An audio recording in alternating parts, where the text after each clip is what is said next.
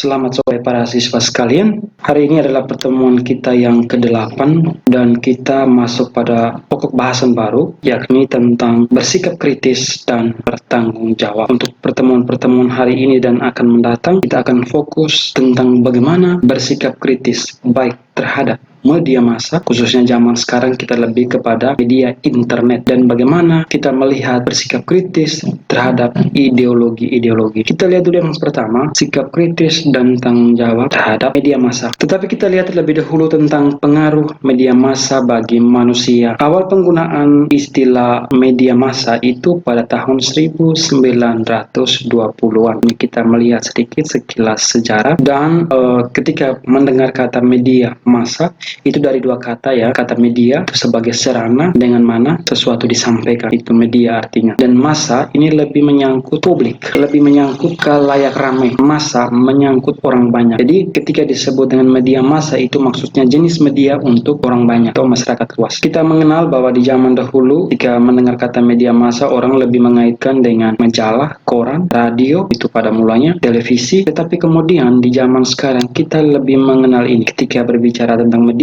orang lebih menyangkutkan dengan internet. Sekarang bahkan kalau para siswa melihat bahwa segala jenis informasi dan sebagainya itu ada di dalam internet. Dalam internet kita bisa mendengarkan radio, lewat internet kita bisa menonton dalam bentuk televisi. Dengan internet orang bisa membaca berita-berita, bahkan sangat terupdate. Kita lihat dulu pengaruh media. Pengaruh yang pertama adalah membentuk pandangan atau persepsi manusia terhadap dunia di sekitarnya. Ketika kita menghabiskan waktu berhari-hari di internet, baik membaca berita dan sebagainya, baik itu di Instagram, itu juga mempengaruhi cara berpikir kita. Itu mempengaruhi bagaimana kita memandang situasi dan keadaan di sekitarnya. Yang kedua, media juga mempunyai sifat untuk membujuk, bersifat persuasif, memberikan pengaruh. Itu baik berupa penawaran yang bersifat materialistik. Kita melihat di YouTube itu berbagai banyak iklan, AdSense, ataupun di Instagram itu banyak sekali iklan yang bersifat materialistik. Dan iklan-iklan itu lebih kepada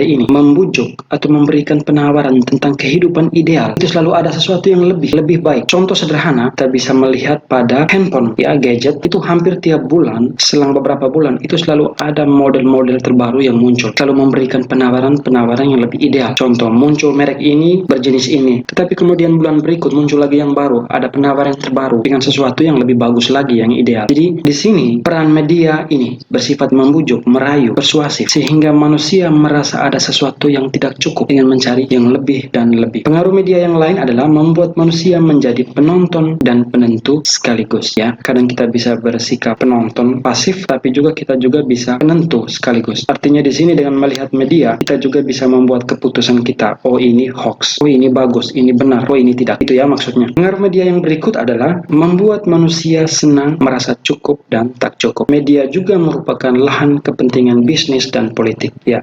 Lewat media massa juga, khususnya internet, Instagram dan sebagainya, YouTube bahkan, itu orang bisa mempromosikan barang dagangannya, bisnis, dan juga politik. Para siswa mungkin ingat kemarin kita dalam situasi politik yang tegang, ya, waktu pemilihan presiden. Itulah di mana kita bisa melihat kejujuran dari media massa. Media juga mendukung hubungan atau relasi setiap manusia, mendekatkan yang jauh dan menjauhkan yang dekat. Ya, ini kalau para siswa mengamati sehari-hari bisa tahu ini, bagaimana handphone itu bisa mendekatkan, membuat orang merasa dekat dengan yang jauh, dan kadang-kadang mengasingkan orang-orang yang ada di sekitarnya, khususnya dalam lingkungan keluarga atau teman-teman. Media juga memberikan informasi global. Jadi dengan internet kita bisa mengetahui apa yang terjadi di belahan dunia yang lain. Misalnya beberapa minggu yang lalu itu terjadi ledakan amunisi di Lebanon, ya, Beirut, di pelabuhan. Jadi ini mau menunjukkan bahwa internet atau media informasi ini memberikan kita informasi global tentang apa yang terjadi di belahan dunia yang lain. Media juga memberikan ajakan kepedulian, mendidik dan membentuk opini publik. Ini sama dari poin yang pertama tadi, bersifat mempengaruhi, membujuk dan persuasi. Berhadapan dengan media seperti ini, bagaimana sikap kita, yakni kita memiliki sikap kritis dan tanggung jawab. Kritis maksudnya apa? Kritis di sini maksudnya adalah sikap tahu membedakan mana yang benar dan mana yang salah, mana yang baik dan buruk, dan mana yang berguna dan tidak.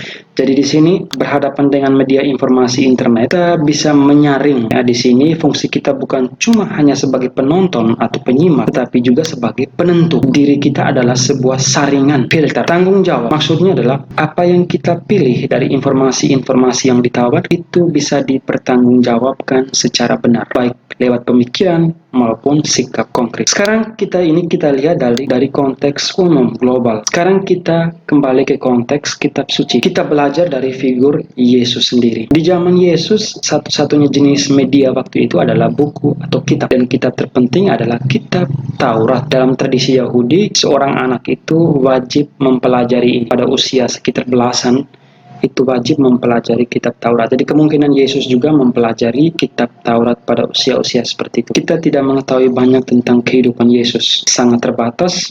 Kita hanya mengetahui pada masa-masa tertentu, dan kemudian itu ada kekosongan dalam pengkisahan, kemudian sampai kepada kehidupan publik Yesus. Bagaimana Yesus tampil di depan umum. Kitab Taurat mengatur kehidupan agama orang Yahudi. Bagaimana media di zaman Yesus? Satu-satunya media di zaman Yesus adalah buku atau kitab. Dan kitab yang sangat penting di zaman Yesus adalah kitab Taurat, sebuah kitab yang sangat penting bagi masyarakat Yahudi. Kitab Taurat berisi tentang aturan kehidupan agama orang Yahudi, mengatur tentang kewajiban dan peraturan hari Sabat. Baik, jika kita membaca perjanjian lama, itu kalian bisa lihat ya, khususnya dalam kitab bilangan, itu banyak sekali aturan-aturan ya. Kitab bilangan itu kalian bisa melihat bagaimana aturan-aturan itu yang ditentukan, yang bagi masyarakat Yahudi itu berasal dari Yahweh. Di sini kita melihat bagaimana sikap Yesus terhadap kitab Taurat, sikap Yesus terhadap pengaruh aturan-aturan yang ada di dalam hukum Taurat. Itu khususnya tentang hari Sabat. Yesus mengkritik tentang peraturan hari Sabat, khususnya hukum Taurat. Itu pada zaman Yesus itu sudah dimanipulasi dan dimanfaatkan oleh kaum agamawan waktu itu demi kepentingan diri dan juga demi kepentingan politik waktu itu. Karena kita tahu bahwa di zaman Yesus itu kekaisaran Romawi atau para penguasa Romawi menguasai daerah Palestina. Ya, Yesus bersikap kritis terhadap hukum hari Sabat. Bagi Yesus, hari Sabat itu dibuat demi keselamatan manusia, bukan manusia untuk hari Sabat.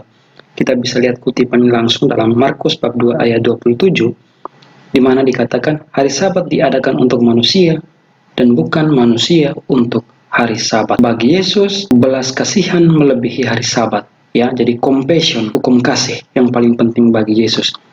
Yang kukehendaki ialah belas kasihan dan bukan persembahan. Baik, saya lupa menyampaikan bahwa di sini kalian tahu bahwa kisah tentang hari Sabat ini adalah Yesus dengan para muridnya ketika orang Farisi mengkritik murid-murid Yesus yang memetik gandum pada hari Sabat ya. Karena bagi orang Farisi itu lebih patuh kepada hukum Taurat. Mereka lebih mementingkan hukum, legalistik, hukum. Sementara Yesus lebih kepada aspek kemanusiaan, lebih pada humanitas, hukum kasih. Jadi Yesus menekankan hukum kasih, orang Farisi mengutamakan kesetiaan hukum atau legalistik dari norma atau aturan dalam hukum Taurat. Jadi bagi Yesus, belas kasihan melebihi hari Sabat. Dalam Matius bab 12 ayat 7, yang kukehendaki ialah belas kasihan dan bukan persembahan. Ya, menarik sekali ya kritik Yesus terhadap orang Farisi yang lebih mementingkan hukum legalistik. Jadi di sini Yesus menekankan hukum kasih. Orang Farisi mengutamakan kesetiaan legalistik hukum dari norma aturan dalam hukum Taurat.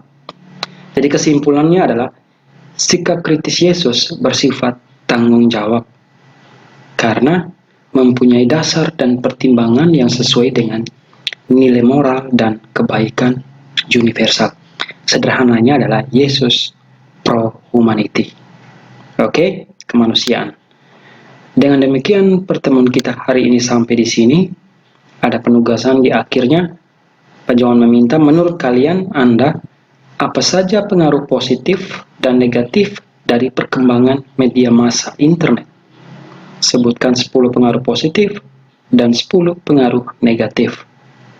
Pertanyaan yang kedua, berikan contoh pengalaman Anda tentang sejauh mana Anda memanfaatkan media internet dewasa ini. Ya, jadi kisahkan tentang pengalaman kalian sejauh mana kalian memanfaatkan media internet dewasa ini. Tugas dikerjakan dalam buku tugas, ditulis tangan, difoto, Dan Pak John meminta ketika upload di psikologi itu uploadnya lurus, jangan bengkok, difoto dengan jelas, uploadnya lurus, tidak boleh miring karena guru yang memeriksa agar lehernya tidak bengkok. Sampai di sini pertemuan kita hari ini.